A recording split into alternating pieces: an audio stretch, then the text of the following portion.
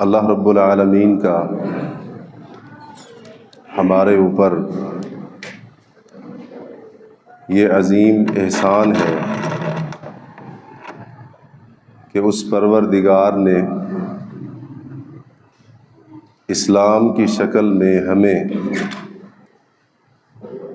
ایک بہترین نظام زندگی عطا فرمایا ہے۔ دین اسلام جہاں پر ہماری اس بات کی طرف رہنمائی کرتا ہے کہ ہم نے اپنے معاشرے کو کس طرح سے ایک بہترین اور مثالی معاشرہ بنانا ہے، اسی طرح اسلام میں اس بات کی طرف بھی مکمل رہنمائی کی گئی ہے کہ ہم نے اپنے خاندان، اپنی فیملی اور اپنے گھرانے کو کس طرح سے مستحکم، مضبوط اور خوشحال بنانا ہے۔ معاشرے کی بہتری کے لیے خاندان کا بہتر ہونا بہت زیادہ ضروری ہے۔ جس قدر خاندان مضبوط ہوگا اسی قدر معاشرہ بہتری کی طرف جائے گا۔ لیکن آج ہم دیکھ رہے ہیں کہ ہمارا خاندانی نظام انتہائی متاثر ہو چکا ہے۔ ہمارے گھر کے نظام کے اندر دراڑیں پڑ چکی ہیں۔ خاندانی نظام کا متاثر ہونا اور گھر کے معاملات کے اندر خرابی اور فساد کے آنے کی ایک بڑی وجہ گھر کے افراد کی آپس کی لڑائیاں اور آپس کے جھگڑے ہیں۔ خاندان کس قدر مضبوط کیوں نہ ہو، یہ آپس کی لڑائیاں آہستہ آہستہ اس مضبوط سے مضبوط تر خاندان کو بھی کمزور اور کھوکھلا کر کے رکھ دیتی ہے۔ جب گھر کے افراد اختلافات کا شکار ہوں، خاندان کے افراد ایک دوسرے کے ساتھ لڑائیوں کے اندر مبتلا ہو جاتے ہیں، تو پھر اس کے بہت سارے نقصانات سامنے آتے ہیں، جن میں سے ایک بہت بڑا نقصان جو ہم اس وقت دیکھ رہے ہیں اور جس کا ہم مشاہدہ کر رہے ہیں وہ یہ کہ ان گھریلو اختلافات، خاندانی جھگڑوں کو دیکھ کر نوجوان نسل کی ایک بڑی تعداد نکاح اور شادی سے باغی ہوتی ہوئی نظر آ رہی ہے۔ یہ اس قسم کے جھگڑے نوجوان نسل کے ذہنوں کو متاثر کر رہے ہیں۔ شیطان اس نوجوان کے ذہن میں آ کر کیا وسوسہ ڈالے گا؟ اگر شادی اور نکاح کے بعد یہ لڑائیاں ہی ہونی ہیں، اس طرح سے روزانہ گھر میں فساد اور جھگڑے ہی ہونے ہیں، تو اس سے بہتر ہے بغیر نکاح کے گھومتے رہو۔ ایک طرف تو نکاح کے اوپر ہونے والے بھاری بھرکم اخراجات یہ نوجوان نسل کو نکاح سے باغی کر رہے ہیں، اور اس کے ساتھ ساتھ یہ چیز بھی نوجوان نسل کی نکاح اور شادی سے بغاوت کی ایک بڑی وجہ ہے۔ جب گھر کے افراد آپس میں دست و گریباں ہوں، لڑائی کا ماحول ہو، جھگڑے کے حالات ہوں، تو اس کا دوسرا نقصان یہ ہوتا ہے کہ اس کا اثر بچوں کی تربیت کے اوپر پڑتا ہے۔ آپ اس بات پر یقین کریں یا نہ کریں، لیکن ہمیں یہ چیز محسوس ہوتی ہے، چھوٹے چھوٹے بچے انتہائی قریبی رشتوں کے بارے میں اپنا منفی ذہن بنائے ہوتے ہیں۔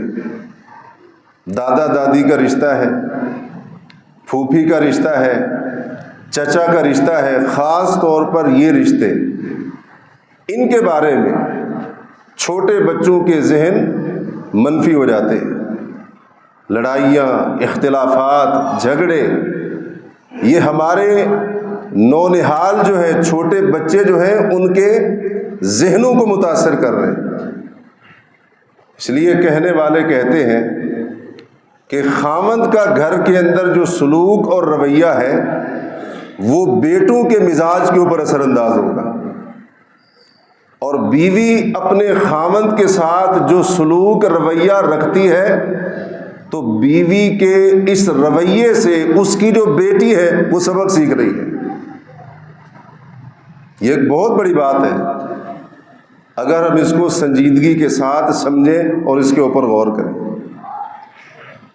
اس سے بڑا ایک نقصان ہے ان آپس کی لڑائیوں کا، وہ یہ کہ ہمارے دین کا نقصان ہوتا ہے جب ہم ایک دوسرے کے ساتھ لڑتے ہیں،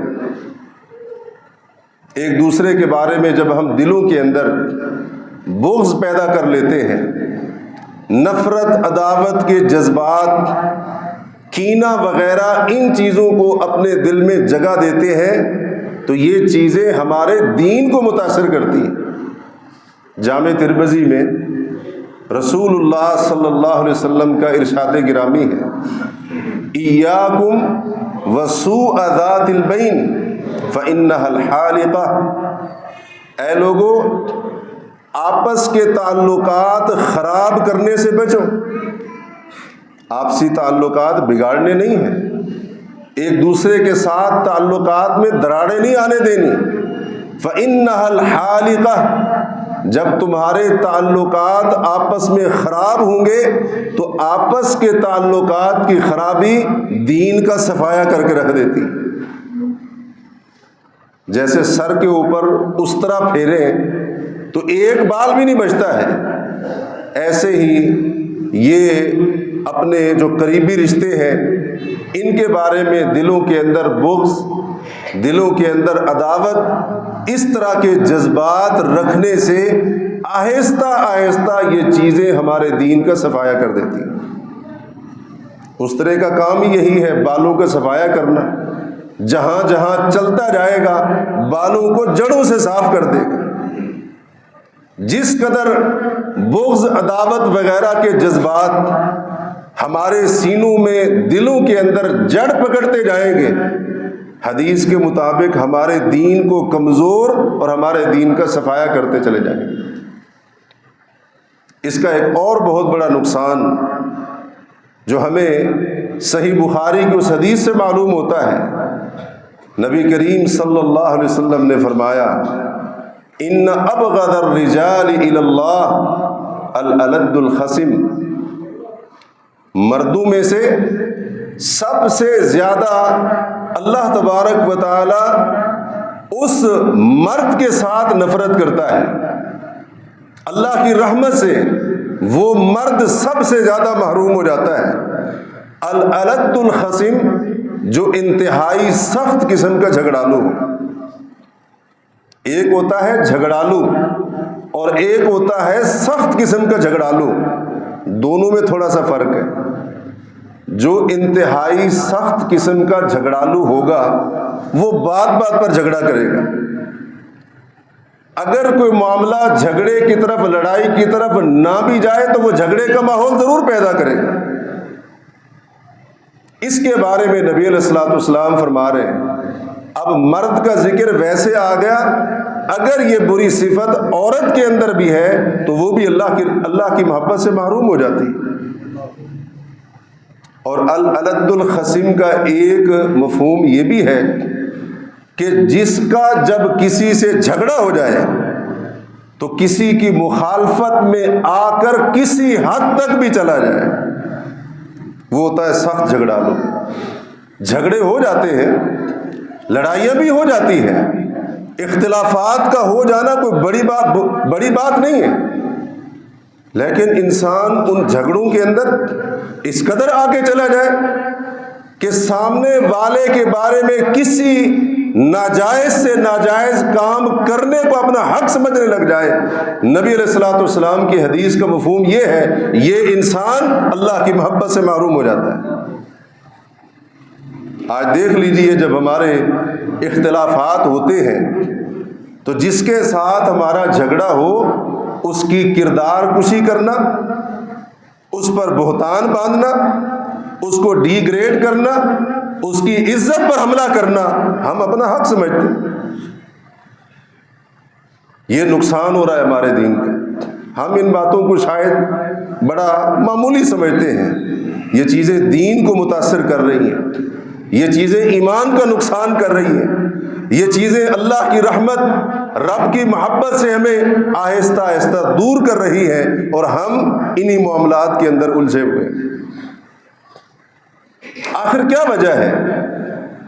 ایک انسان جس کے دل کے اندر اللہ رب العالمین نے ان مقدس، قریبی اور محترم رشتوں کا بہت زیادہ پیار رکھا تھا، وجہ کیا ہے کہ وہ محبت نفرت سے بدل جاتی ہے؟ اسباب کو تھوڑا سا تلاش کرنے کی کوشش کرتے ہیں۔ اتنے قریبی رشتے ہیں، اتنے معزز رشتے ہیں، ماں باپ کا رشتہ ہے، اولاد کا رشتہ ہے، خامد بیوی کا رشتہ ہے، باقی رشتے دیکھتے جائیں۔ اس قدر قریبی رشتے جن کے ساتھ محبت ہمارا دین بھی سکھاتا ہے اور ہماری فطرت بھی سکھاتی ہے۔ آخر کیا سبب ہے؟ یہ محبت نفرتوں کے اندر تبدیل ہو جاتی ہے۔ اس محبت کی بجائے نفرتوں کا ایسا سلسلہ شروع ہوتا ہے، ختم ہونے کا نام نہیں لیتا ہے۔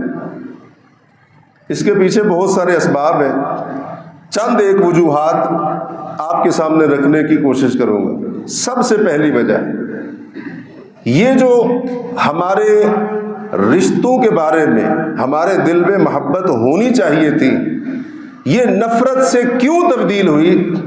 اس کی پہلی وجہ یہ ہے، جو ہم دن رات ایک کر کے اللہ کی نافرمانیاں کرتے ہیں، یہ ان گناہوں کا ایک نتیجہ ہے، دنیا میں ایک وبال ہے، اور دنیا میں اس کے اوپر ایک عذاب کی شکل ہے۔ گناہوں کا وبال معمولی نہیں ہے، گناہوں کا وبال ایسا ہے جس سے افراد نہیں، قوموں کی قومیں، معاشرے کے معاشرے، خاندانوں کے خاندان، گھروں کے گھر، ملکوں کے ملک، خطوں کے خطے ان کے وبال کے شکار ہو جاتے ہیں۔ اور یہ بات نبی علیہ الصلوۃ والسلام نے خود ارشاد فرمائی، مسند احمد کی روایت ہے، آپ قسم اٹھا کر کہتے ہیں، فرمایا ما تفرق اثنان بعد ود کان بینہما، جن دو مسلمانوں کے درمیان آپس میں محبت تھی، ایک دوسرے کے ساتھ پیار تھا، گہرا تعلق تھا، اگر ان کی آپس کے اندر جدائی ہو گئی، علیحدگی ہو گئی، تعلقات خراب ہو گئے، نبی علیہ الصلوۃ والسلام فرماتے ہیں الا بذنب احدثهما احدهما، تو ان تعلقات کی خرابی کے پیچھے وہ گناہ ہے جو ان دو محبت کرنے والوں میں سے کسی ایک نے ضرور کیا ہے۔ یہ سزا ہے دنیا کے اندر گناہوں کی، کہ جہاں محبت ہونی چاہیے تھی وہاں انتہا درجے کی نفرت دلوں کے اندر بیٹھ جاتی ہے۔ اور اللہ کا قرآن ہمیں سکھا رہا ہے کہ جب کسی گھر کے افراد محرمات کے اندر پڑ جاتے ہیں تو رب کا قرآن بتاتا ہے انما یرید الشیطان ان یوقع بینکم العداوۃ والبغضاء فی الخمر والمیسر، شیطان تو چاہتا ہی یہی ہے کہ جوئے اور شراب کے ذریعے، ان حرام کاموں کے ذریعے تمہارے دلوں میں ایک دوسرے کے بارے میں بغض اور عداوت ڈال دیں۔ وَيَصُدَّكُمْ عَنْ ذِكْرِ اللَّهِ وَعَنْ إِقَامِ الصَّلَاةِ، شیطان تو چاہتا یہی ہے، شراب کے اندر الجھا دو، منسیات کے اندر الجھا دو، جوئے کی لت اس کو لگا دو، حرام کاموں کی لت عادت اس کو لگا دو، یہ نہ اللہ کے ذکر کے قریب آئے اور نہ ہی نماز کی اقامت کے اس کو خیال۔ اس لیے اللہ نے فرمایا فَهَلْ أَنْتُمْ مُنْتَهُونَ، مسلمانوں باز آؤ گے شراب سے، جوئے سے اور ان حرام کاموں سے۔ ہمارے گھروں کے اندر دیکھ لیجیے، چھوٹے سے لے کر بڑا گھر کا فرد، ہم تو سارے کے سارے اللہ کی بغاوت پر اتر آئے۔ ہمارے صرف بڑے نہیں، ہمارے بچے بھی گناہ کرتے ہیں۔ یہ الگ بات ہے کہ بچوں کے لیے گناہ ثواب کا معاملہ بلوغت کے بعد ہوتا ہے۔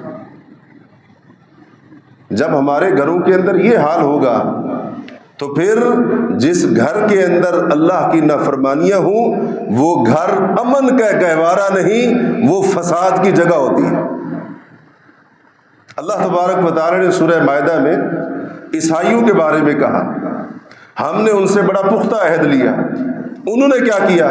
فَلَمَّا نَسُوا حَظًّا مِّمَّا ذُكِّرُوا بِهِ، اللہ نے جس چیز کے ساتھ ان کو نصیحت کی تھی اس کا ایک بڑا حصہ انہوں نے بھلا دیا، نظر انداز کر دیا، عمل کرنا چھوڑ دیا۔ تو ہم نے کیا کیا؟ اغرینا بینہم العداوۃ والبغضاء الی یوم القیامہ،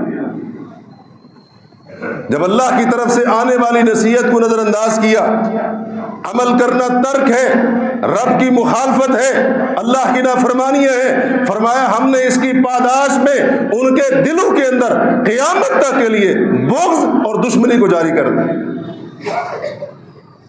جس گھر کے رہنے والے اللہ کی حدود کو توڑتے ہوں، جس گھر کے رہنے والے اللہ کے فرائض کو چھوڑتے ہوں، اس گھر کے اندر لڑائیاں ہو سکتی ہیں، جھگڑے ہو سکتے ہیں، وہاں پر کبھی امن نہیں آ سکتا۔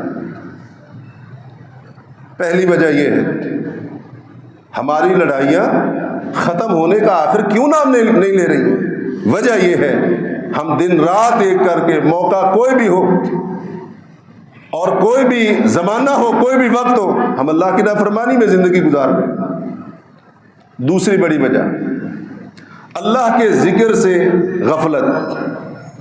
اب دیکھ لیجئے ہمارے گھروں کے اندر اللہ کا ذکر کس قدر ہوتا ہے، نظر انداز کرنا شروع کر دیا ہم نے، توجہ ہٹا لی ہم نے۔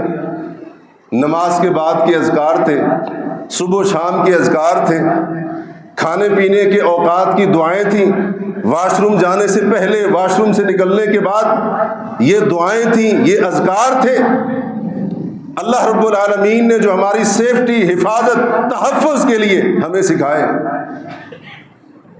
نہ ہم بڑے پڑھتے ہیں، اذکار کرتے ہیں، نہ ہمارے بچوں کو پتہ ہے کسی چیز کا۔ بسم اللہ پڑھ کر کھانا کھائیں نہ کھائیں ہمیں کوئی پرواہ نہیں۔ جب ہم بڑوں کو پتہ نہیں ہے تو بچوں کا کیا قصور ہے؟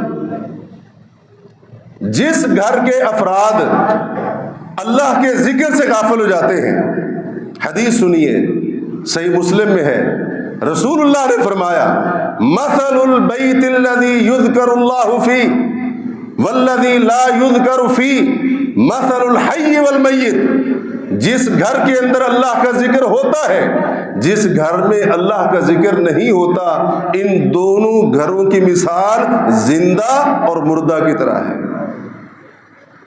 جس گھر میں اللہ کا ذکر ہوتا ہے وہ گھر زندہ لوگوں کا گھر ہے، اور جس گھر میں اللہ کا ذکر نہیں ہوتا وہ مردہ لوگوں کا گھر ہے۔ مردہ کا کیا مطلب ہے؟ جسم زندہ ہے، دلوں کی موت ہو گئی، اور جب دلوں کی موت ہو جائے تو پھر احساس ختم ہو جاتے ہیں۔ جب دلوں کی موت ہو جائے تو پھر اپنے پیاروں کو تکلیف کے اندر دے کر ہنسیاں چھوڑتی ہیں، پھر اپنے پیاروں کو، عزیز و اقارب کو نقصان پہنچا کر بندہ کہتا ہے آج تو میرا سینہ ٹھنڈا ہو گیا کیونکہ اس کا نقصان ہو گیا۔ ہمارے گھر اللہ کے ذکر سے ویران ہو گئے۔ بڑے آباد ہیں ویسے گھر، دنیا کا جدید سے جدید تر ساز و سامان ہمارے گھروں کے اندر موجود ہے۔ ہم نے اپنے گھروں کو آباد کرنے کا معنی یہ سمجھا دنیا کی قیمتی سے قیمتی اشیاء لا کر میں اپنے گھر کو سجاؤں، گھر آباد ہوگا۔ یہ دنیا کے قانون ہے۔ گھر آباد اس وقت ہوتے ہیں جب گھر کے اندر رہنے والے اللہ کا ذکر کرنے والے، دنیا کے قیمتی سے قیمتی ساز و سامان لا کر گھروں کو سجا دو، بھر دو، اگر اللہ کے ذکر سے مسلمان کا گھر خالی ہے، وہ مسلمان کا گھر آباد نہیں، وہ برباد ہے، وہ ویران ہے۔ جب بندہ اللہ کا ذکر نہیں کرتا، اس کا دل تو ویران ہوتا ہی ہے، اس کا گھر بھی ویران ہو جاتا ہے۔ ذرا دیکھیے، میں دیکھوں، آپ دیکھیں، ہمارے گھروں کے اندر اللہ کا ذکر کتنے اہتمام سے کیا جاتا ہے۔ سوچئے، غور کیجیے، جس گھر کے اندر اللہ کا ذکر نہ ہو وہاں شیطان اپنے لشکروں سمیت آ کر ڈیرے لگا کے بیٹھ جاتا ہے۔ جس گھر کے اندر شیطان ڈیرے جمائے بیٹھا ہو، اس گھر کے رہنے والے لڑ تو سکتے ہیں، کبھی امن اور سکون سے نہیں رہ سکتے۔ اللہ کے ذکر کو ہم نے چھوڑا، ہم نے شیطان کو اس کے ساتھیوں سمیت دعوت دی کہ پورے محلے میں سے میرا وہ گھر ہے جہاں پر تو اپنے ڈیرے جما سکتا ہے، وہ ہمارے گھروں کے اندر آیا، اس نے ڈیرے ڈالے، فتنے وہ ڈالتا ہے، فساد وہ کرواتا ہے، گھر کے اندر سکون ہی نہیں، گھروں کا چین برباد ہوگا۔ صحیح مسلم میں سیدنا جابر کی روایت رضی اللہ عنہ، نبی علیہ الصلوۃ والسلام فرماتے ہیں جب آدمی گھر میں داخل ہوتا ہے اللہ کا نام لیتا ہے، اور جب کھانا کھانے بیٹھتا ہے کھانے سے پہلے اللہ کا نام لیتا ہے۔ فرمایا شیطان اپنے چیلوں سے، ساتھیوں سے کہتا ہے لا مبیت لکم ولا عشاء، اس گھر کے اندر نہ ٹھکانہ ہے نہ کھانا ہے۔ اس گھر کے رہنے والے اللہ کا ذکر کر رہے ہیں، بندہ گھر میں داخل ہو رہا ہے اللہ کا ذکر کر کے داخل ہو رہا ہے، کھانا کھانے بیٹھ رہا ہے اللہ کا ذکر کر کے کھانا کھا رہا ہے، لہٰذا یہاں پر کھانا بھی نہیں ملنے والا اور رات گزارنے کی جگہ بھی نہیں ملنے والی۔ کیا مطلب اس کے کہنے کا یہی ہوتا ہے کہ اب چلو کوئی اور جگہ تلاش کرتے ہیں، یہاں پر ہمارا کام نہیں بنتا۔ اور نبی علیہ الصلوۃ والسلام نے فرمایا جب بندہ گھر میں داخل ہوتا ہے اللہ کا ذکر نہیں کرتا تو شیطان کیا کہتا ہے، اپنے ساتھیوں کو کہتا ہے قد وجدتم المبیت، آ جاؤ بھائی ٹھکانہ مل گیا ہے۔ یہ بندہ گھر میں اللہ کے ذکر کے بغیر داخل ہوا، آ جاؤ ٹھکانہ مل گیا، رات گزارنے کی جگہ مل گئی۔ اور جب کھانا کھانے بیٹھتا ہے اللہ کا نام نہیں لیتا ہے، وہ کہتا ہے ٹھکانہ تو مل گیا تھا، قد وجدتم العشاء، اب کھانا بھی مل گیا۔ اب بتائیے جب شیطان اور اس کے چیلوں کو جس گھر کے اندر رہنے کی جگہ مل رہی ہو، کھانے کے لیے بھی مل رہا ہو، وہ وہاں ڈیرے جما کے بیٹھے گا کہ نہیں بیٹھے گا؟ وہ تو بیٹھ جائے گا، وہ اس کو کسی اور گھر میں جانے کی ضرورت ہی نہیں ہے۔ پھر وہ چھوٹی چھوٹی باتوں کے اوپر بڑے بڑے فساد کروائے گا۔ یہ دوسری بڑی وجہ ہے، جب اللہ کے ذکر سے گھر ویران ہو جاتے ہیں تو پھر ان گھروں کے اندر لڑائیاں ہوتی ہیں، گھروں کا چین سکون برباد ہو جاتا ہے، والدین اولاد کے آپس میں مقابلے جھگڑے ہوتے ہیں، خامند بیوی کا مقابلہ کر رہا ہے، بیوی خامند کا مقابلہ کر رہی ہے، جناب وہ بھتیجے چچا کے ساتھ، چچا بھتیجوں کے مقابلے میں اترا ہوا ہے۔ آج کچھ ایسا ماحول بنا ہوا ہے۔ تیسری بڑی وجہ وہ ہے حسد۔ حسد کی آگ انسان کے اندر انتقام کے جذبے پیدا کرتی ہے۔ یہ جو حسد کی آگ ہے نا، یہ محبتوں کو، پیار کو، قربتوں کو، الفتوں کو جلا کر راکھ کر دیتی ہے، اور ہم اس حسد کی آگ کے اندر جل رہے ہیں۔ بڑے بڑے مقدس رشتے ہیں وہ بھی اس کی لپیٹ میں۔ گھر کے اندر جو اس طرح کا ماحول بنا دیا گیا، اس کی بنیادی وجہ کیا ہے؟ وہ پیچھے حسد ہی ہے۔ کسی کی اچھی حالت، کسی کا اچھا کھانا، کسی کا اچھا لباس، کسی کا کسی سے اچھے انداز سے بات کرنا، کسی گھر کے اندر فتنہ فساد نہ ہونا، یہ حسد کی بنا پر یہ چیزیں اچھی نہیں لگتی. اور حسد آپسی تعلقات کو خراب کرنے میں کتنا منفی کردار ادا کرتا ہے، اس کے بارے میں اللہ تبارک و تعالی نے قرآن مجید میں ہمارے لیے ایک قصہ پوری ایک سورت کے اندر نازل کیا. میری مراد سورہ یوسف ہے. آخر وہ کیا وجہ تھی کہ بھائی مل کر اپنے بھائی کے قتل کا منصوبہ بنا رہے. سورہ یوسف کی ابتدا میں پڑھے اقتلوا یوسف او اطرحوه ارضا یخل لکم وجہ ابیکم. ہمارے والد کی توجہ زیادہ ہمارے بھائی یوسف کی طرف، راستے سے ہٹا دو، یا قتل کر دو، یا دور دراز کی کسی سرزمین کے اندر پھینکو.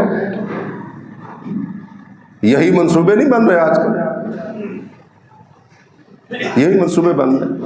وہی صورتحال جو اللہ نے قرآن کے اندر ہمارے سامنے ذکر کی. اس کے پیچھے کیا تھا؟ حسد تھا، جس کو ہم کہتے ہیں جلنا. یہ جو حسد ہے، یہ جو جلنا ہے، یہ جو جلن ہے، یہ انسان کو ایسے ناپاک منصوبے بنانے کی طرف لے کر جاتا ہے. بھائی ہے، قتل کر دو، دور دراز کے علاقے میں پھینکو. فیصلہ کیا ہوا؟ کنویں کے اندر جا کے پھینکا. قصہ لمبا ہے، آپ نے کئی بار سنا. اور بعض دفعہ بندہ حسد کی آگ کے اندر جل کر اپنے قریب سے قریب تر رشتے کا پہلے تو تھا منصوبہ بنا رہا ہے، اب کیا کر دیا اس نے؟ عملی طور پر قتل کر بھی دیا. اس کے لیے اللہ تبارک و تعالی نے ہمارے سامنے حضرت آدم کے دو بیٹوں کا قصہ رکھا. ایک کا نام حابیل ہے، دوسرے کا نام قابیل ہے. قابیل نے اپنے سگے بھائی حابیل کو قتل کر دیا. وجہ کیا تھی؟ حسد تھا اس کے پیچھے. تیری قربانی قبول ہو گئی، میری کیوں قبول نہیں؟ اسی حسد کی آگ کے اندر جل کر بھائی کو راستے سے ہٹانے کا پروگرام بن گیا. ہٹا دیا، قتل کر دیا. زمین کے اوپر سب سے پہلا ناحق قتل وہ قابیل نے اپنے بھائی حابیل کا کیا تھا. اور رسول اللہ صلی اللہ علیہ وسلم نے، جیسا کہ بخاری وغیرہ کی حدیث ہے، آپ نے فرمایا قیامت تک جو انسان بھی ناحق قتل ہوتا رہے گا، اس کے ناحق قتل کیے جانے کے گناہ کا ایک حصہ اس قابیل کے کھاتے میں بھی ڈالا جاتا رہے گا.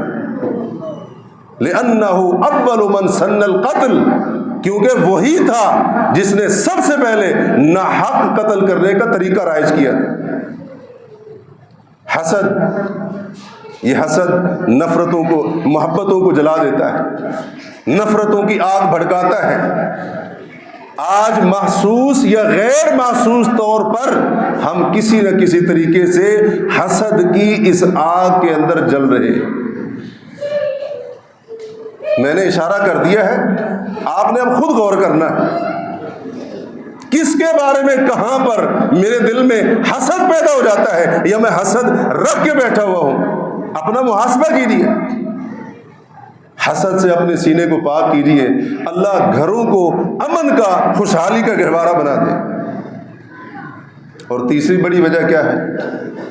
ہمارے معاشرے میں اور ہمارے جو خاندان ہیں، گھر ہیں، ان کے اندر کچھ ایسے افراد لازمی طور پر ہوتے ہیں، مرد ہوں یا عورتیں ہوں، وہ چغل خوری، ادھر کی بات اٹھا کر ادھر ڈالنا، اس کو ایسے وہ کر رہے ہوتے ہیں جیسے کوئی بہت بڑا فریضہ سر انجام دے رہے ہیں. یہ بھی ایک بہت بڑی وجہ ہے. اور یہ بات اہل علم کہتے ہیں کہ 1 سال لگا کر جادوگر جتنا فساد اور فتنہ پھیلاتا ہے، 1 سال لگا کر جادوگر جتنا فتنہ اور فساد پھیلاتا ہے، اس سے بھی زیادہ فتنہ اور فساد ایک چغل خور 1 سیکنڈ کے اندر پھیلاتا ہے. اب کئی لوگوں کی عادت ہے، بات سن لی اٹھا کر ادھر، اس کی بات سن لی اٹھا کر ادھر. خامد بیوی کی باتیں ہوں تب بھی یہی رویہ ہے، ماں باپ اولاد کی باتیں ہوں تب بھی یہی رویہ ہے، بہن بھائیوں کی باتیں ہوں تب بھی یہی رویہ، عزیز و اقارب کی آپس کی باتیں ہوں، پتہ چل جائے ان کے اس طرح سے معاملات چل رہے ہیں، بس اس آگ کو بھڑکانا پھر ان کا کام ہوتا ہے۔ اگر کوئی شخص ہم میں سے اس قسم کے معاملے کے اندر مبتلا ہے، میں صرف ایک حدیث بیان کرنا چاہوں گا، ابو داؤد کی حدیث ہے، نبی علیہ الصلوۃ والسلام نے فرمایا الذی لہ وجہان فی الدنیا، جس کے دنیا میں دو چہرے، دو چہرے کا کیا مطلب؟ جس کو ہم کہتے ہیں دوغلا پن، دو رخا پن، ایک کے پاس ایک چہرے کے ساتھ اس کا ہمدرد بن کے آئے گا اور دوسرے کے پاس دوسرے چہرے کے ساتھ اس کا ہمدرد بن کے جائے گا۔ رسول اللہ نے فرمایا جس کے دنیا میں دو چہرے، یعنی اس طرح سے وہ چغلیاں کرتا ہے، ادھر کی بات اٹھا کر ادھر، ادھر کی بات اٹھا کر ادھر، لڑائی کی فساد کی آگ لگاتا ہے۔ رسول اللہ نے فرمایا لہو لسانان یوم من النار یوم القیامہ، قیامت کے دن اللہ تبارک و تعالی جہنم کی آگ کی اس کی دو زبانیں بنا دے گا۔ وہ یہ سارا کردار کیوں ادا کر رہا تھا؟ اس گھر کے رہنے والے کیوں سکون سے رہ رہے ہیں؟ یہ میاں بیوی آپس میں لڑتے کیوں نہیں ہیں؟ مرد ہے یا عورت ہے، اس کو اس کے اوپر بڑی تکلیف ہوتی تھی۔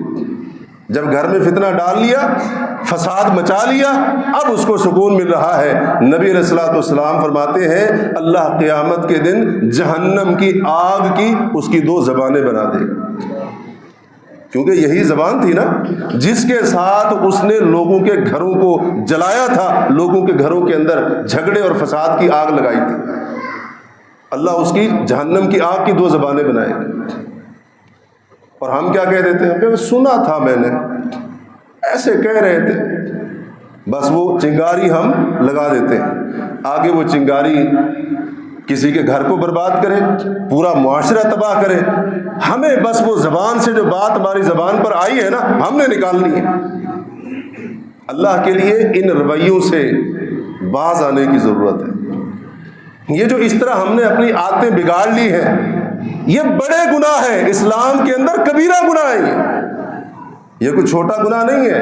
ایک کی بات سن کر دوسرے کو لگانا، اس کی سن کر اس کو لگانا، اسلام کے اندر کبیرہ گناہ ہے۔ حدیث کے مطابق جو چغل خوری کرنے والا تھا اس کو قبر میں عذاب ہو رہا تھا، اور یہ کوئی چھوٹے گناہ کی علامت نہیں ہے، یہ بڑے گناہ کی علامت ہے۔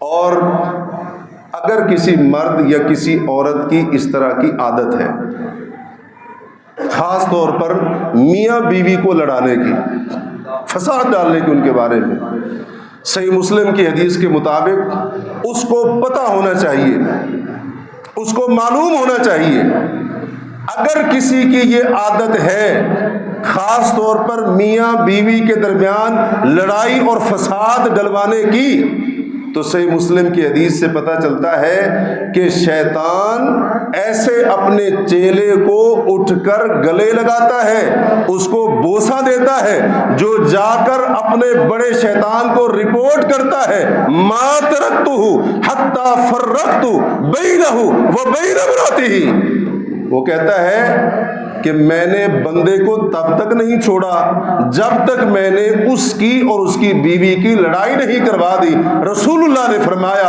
اس کا جو گرو ہوتا ہے، اس کا جو استاد ہوتا ہے، اپنے تخت سے کھڑے ہو کر سینے سے بھی لگاتا ہے، بوسہ بھی دیتا ہے اور کہتا ہے اصل کام تو کر کے آیا ہے۔ اب اس کا کیا مطلب ہے؟ اس کا مطلب یہ ہے کہ اگر ہم میں سے کوئی یہ کر رہا ہے تو وہ شیطان کا کام کر رہا ہے، شیطان کا کردار ادا کر رہا ہے، وہ کوئی بھلائی نہیں کر رہا ہے۔ اور ہمیں بھی کان کا کچا نہیں ہونا چاہیے۔ اگر کوئی ہمارا ہمدرد بن کر کسی کے بارے میں آ کر باتیں ہمیں لگا رہا ہے، ہم اس کی باتوں کے اندر آ جاتے ہیں کہ ہمارا بڑا خیر کار ہے، بڑا ہمدرد ہے۔ اگر اس کی تجھے لگا رہا ہے تو تیری بھی جا کر اس کو لگائے گا۔ اس لیے جو چغل خور ہے اس کی حوصلہ افزائی کی نہیں، اس کی حوصلہ شکنی کی ضرورت ہے۔ چغل خور آیا، اس نے کان کے اندر پھونک ماری، ہم نے یقین کر لیا، گھر کو برباد کر دیا۔ اولاد والدین کی لڑائی، خاوند بیوی کے درمیان فساد، یہ کیا ہے جی؟ اس نے یوں کہا کر بتایا تھا۔ بھائی اس نے جو بتایا تھا تم بھی تھوڑی سی تحقیق کر لو، معاملے کی چھان بین کر لو۔ اس نے آ کر کوئی شیطانی پھونک تو نہیں ماری تمہارے کان کے اندر؟ بات حقیقت تھی یا غلط تھی؟ اور اگر سچ تھی تو کس حد تک سچ تھی؟ بعض دفعہ جو اس طرح کے لوگ ہوتے ہیں وہ سچ کو بھی ایک عجیب رنگ کے اندر ڈھال کر بیان کرنے کے بڑے ماہر ہوتے ہیں۔ بات سچ ہوتی ہے لیکن ہوتی کسی اور انداز میں۔ اس لیے اگر ہم اپنے گھروں کو امن و سکون کا گہوارہ بنانا چاہتے ہیں تو اس طرح کے معاملات، چغل خوری وغیرہ نہ کریں، اور نہ ہی اس طرح کی باتیں کرنے والوں کی حوصلہ افزائی کریں۔ اب ان جھگڑوں کا، اختلافات کا کوئی حل بھی ہے؟ یہ جو ہمارے گھر گھر کا مسئلہ ہے، لڑائیاں ختم ہونے کا نام نہیں لے رہی، جھگڑے اختلافات روز بروز طول پکڑ رہے ہیں، سلسلہ ختم ہونے کا نام نہیں لیتا، کوئی حل بھی ہے اس کا؟ اللہ کا شکر ادا کیجیے، ہمارا تعلق اس دین کے ساتھ ہے کہ جس دین نے ہمارے ہر مسئلے کا مضبوط اور پائیدار حل پیش کیا ہے۔ انگریزوں کو بڑا پڑھتے ہیں ہم، بڑے بڑے دانشوروں کی سنتے ہیں، ذرا رب کے قرآن سے بھی، محمد کے فرمان سے بھی ہم رہنمائی لے لیں تو گھر کے اختلافات کو ختم کرنے کے لیے، گھر کو امن کا گہوارہ بنانے کے لیے، اپنے گھر کو مستحکم خوشحال کرنے کے لیے اللہ کی کتاب میں بھی رہنما اصول موجود ہے اور رسول کریم کے فرمان میں بھی رہنما اصول موجود ہے۔ چند باتیں انتہائی اختصار کے ساتھ۔ سب سے پہلی بات، اللہ کا قرآن کہتا ہے وَالصُّلْحُ خَيْرٌ، صلح کے اندر خیر ہی خیر ہے۔ اور ہمارا جو مزاج بن چکا ہے یا ہمارا جو انداز ہوتا ہے، ہم یہ سمجھتے ہیں یا ہمارے رویوں سے یہ لگتا ہے کہ لڑائی کے اندر ہی بہتری ہے۔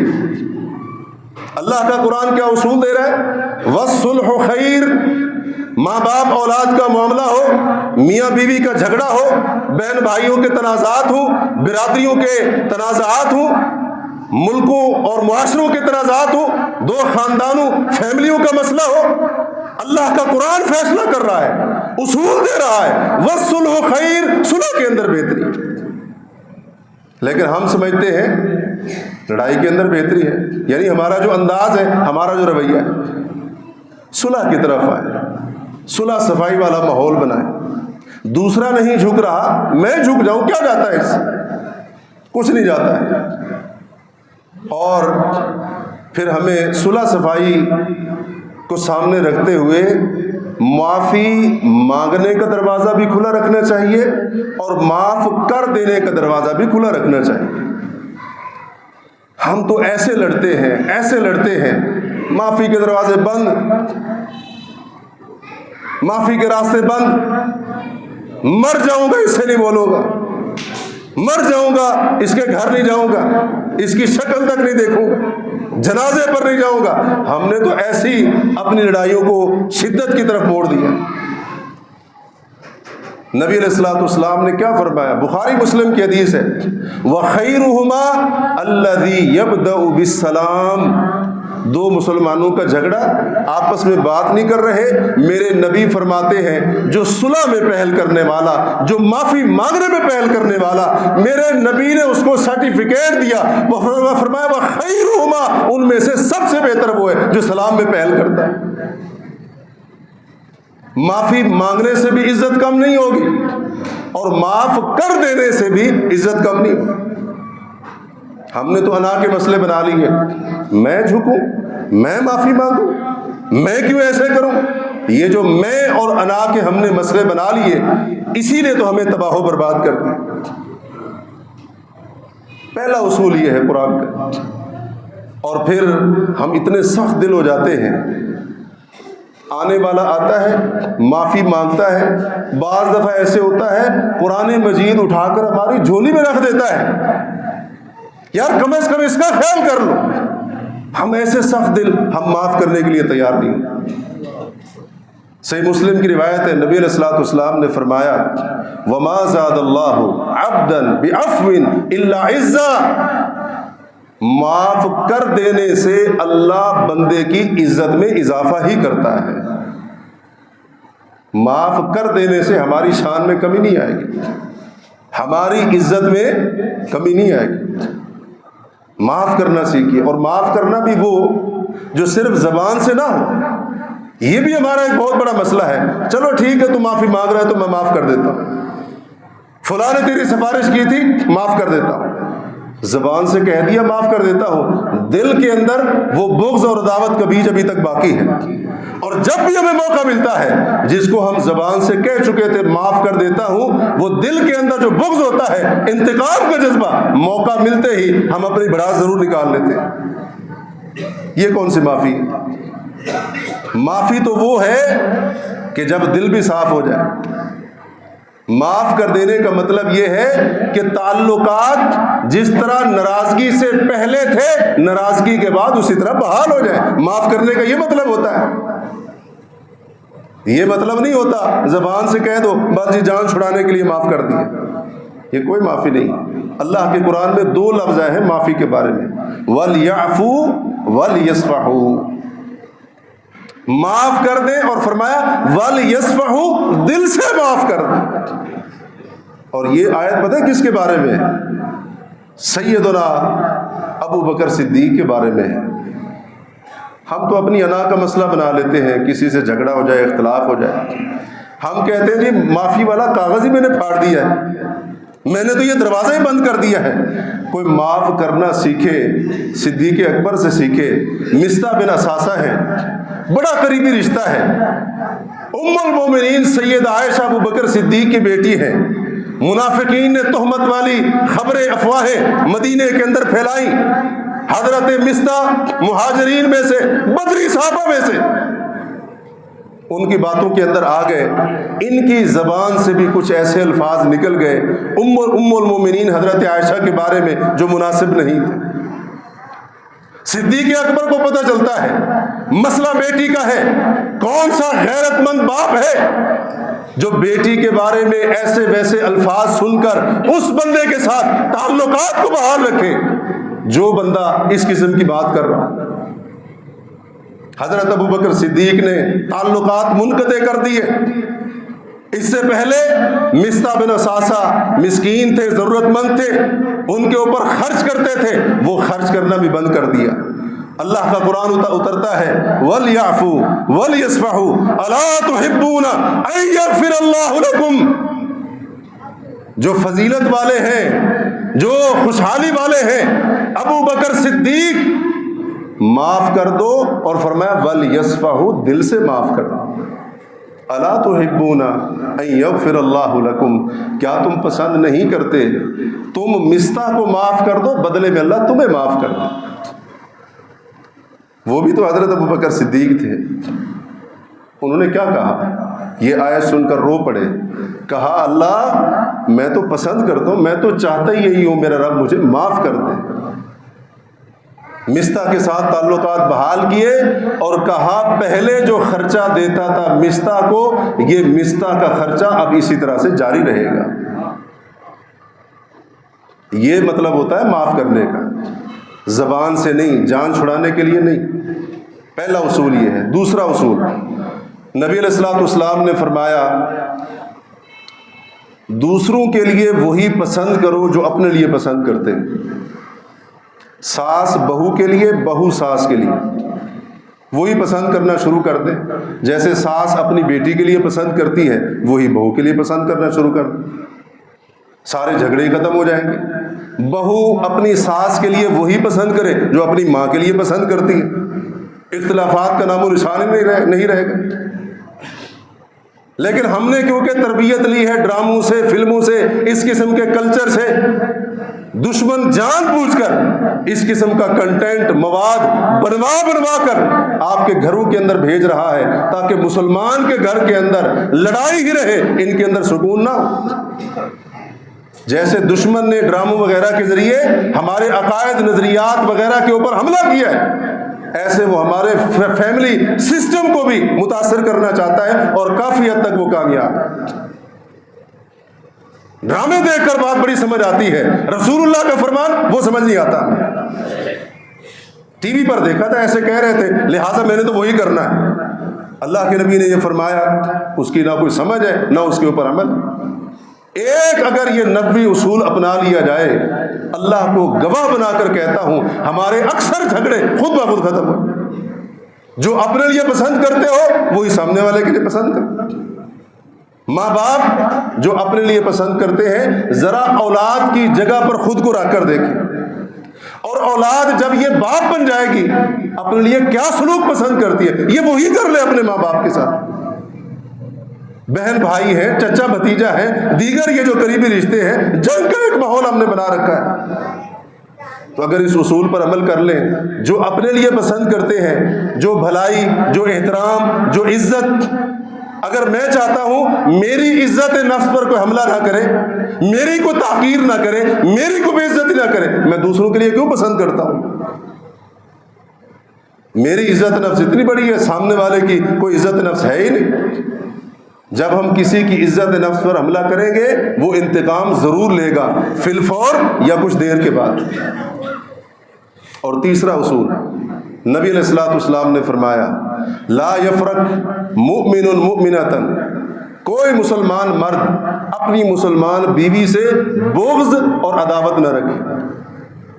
ان کرہ منھا خلقا، اگر اس کی ایک عادت ناپسند ہے، رضی منھا خلقا آخر، اس کی دوسری کوئی عادت تو ہوگی اس کے اندر اچھی جو اس کو پسند ہو۔ یہ بات ویسے میاں بیوی کی آئی، لیکن اس سے اللہ کے نبی نے ایک اصول دیا ہے۔ اصول کیا ہے؟ جیسے ہم دوسروں کی خامیاں تلاش کرتے ہیں، ان کی خوبیاں بھی تلاش کریں،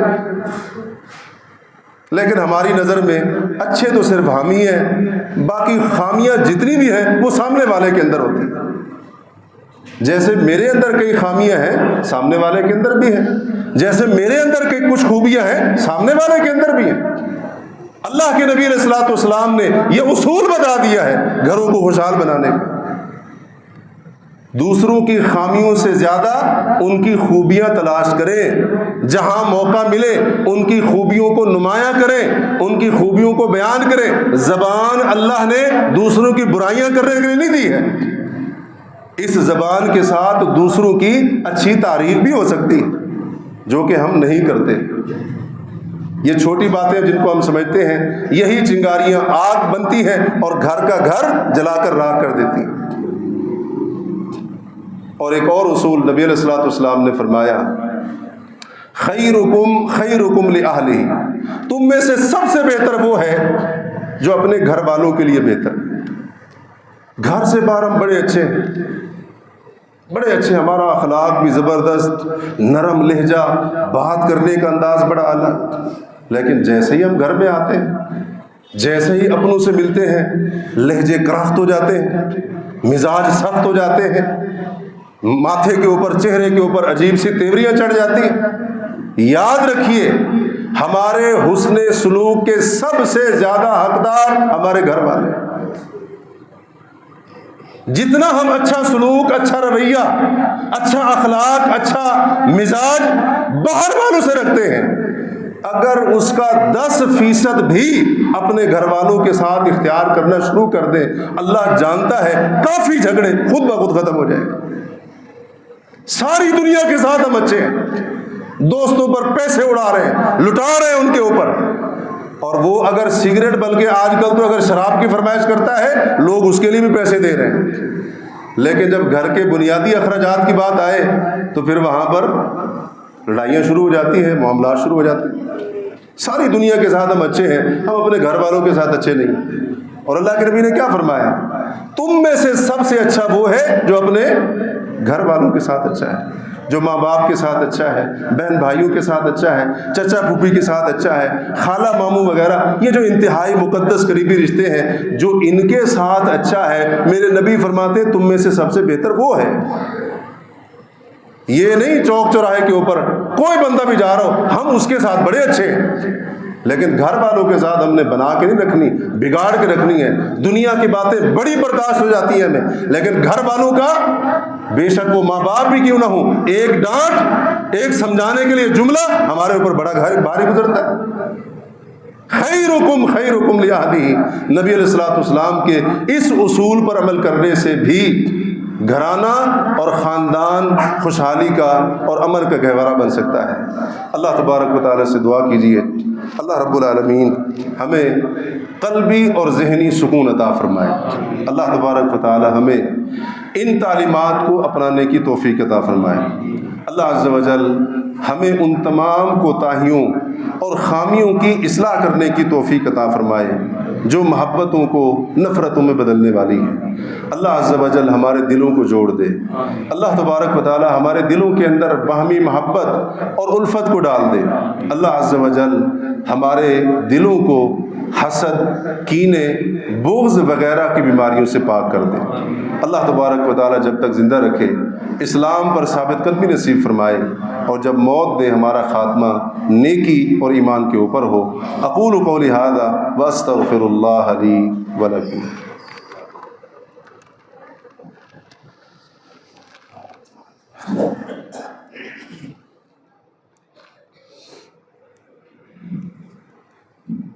ان الحمد للہ نحمده ونستعینه ونستغفره ونعوذ باللہ من شرور انفسنا ومن سیئات اعمالنا، من يهده الله فلا مضل له ومن يضلل فلا هادي له، اشهد ان لا الہ الا اللہ وحدہ لا شریک له واشهد ان محمدا عبدہ ورسولہ۔ اما بعد فإن خير الحديث كتاب الله وخير الهدي هدي محمد صلى الله عليه وسلم وشر الأمور محدثاتها وكل محدثة بدعة وكل بدعة ضلالة وكل ضلالة في النار۔ اللهم صل على محمد وعلى آل محمد كما صليت على إبراهيم وعلى آل إبراهيم إنك حميد مجيد۔ اللهم بارك على محمد وعلى آل محمد كما باركت على إبراهيم وعلى آل إبراهيم إنك حميد مجيد۔ سبحان ربك رب العزة عما يصفون وسلام على المرسلين والحمد لله رب العالمين۔